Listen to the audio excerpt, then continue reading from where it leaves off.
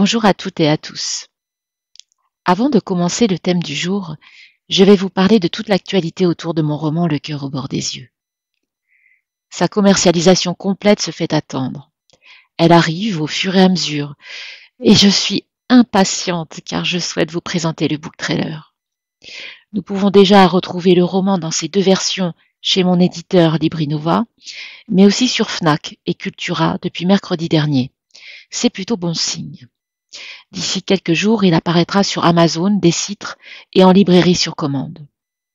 Je voulais vous dire aussi de rester attentif à toute mon actualité sur Facebook et Instagram, car je vous réserve plein de surprises pour le mois de février, un jeu concours ainsi qu'un spécial Saint-Valentin. Je ne vous en dis pas plus pour le moment.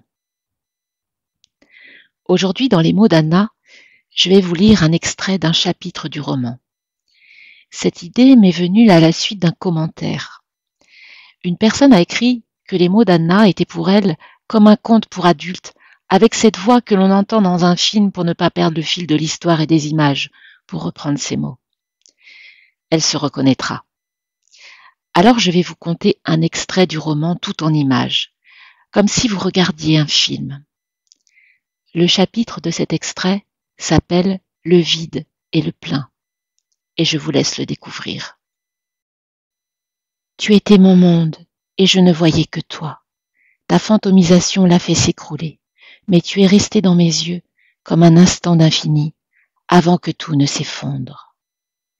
J'ai vu le bout de ma route s'effacer et mon horizon disparaître dans une brume diffuse, avalant ainsi tout le paysage. Le jour s'est aussitôt enfui et le voile de la nuit a recouvert ma vie. Le sol s'est dérobé sous mes pieds et je m'apprêtais à tomber dans le vide. Je tentais par tous les moyens de me raccrocher aux éclats de tes rires, mais mes mains glissaient déjà de toutes les larmes qui m'emportaient dans l'abîme. Je me suis sentie aspirée dans cet espace sidéral. Telle une étoile en fin de vie, j'allais imploser en mon centre et me consumer. Dans ce nouveau monde en flottaison, il n'y avait plus lune ni soleil. La terre s'était arrêtée de tourner au moment où mon cœur s'est serré trop fort. Ainsi commençait mon voyage vers le néant. Tout ce vide que tu as laissé était abyssal. Rien ne venait le remplir. Mes journées me paraissaient interminables. On eût dit que le temps avait ralenti sa course pour mieux me torturer. Je me sentais lasse. Tout m'ennuyait et plus rien ne m'intéressait.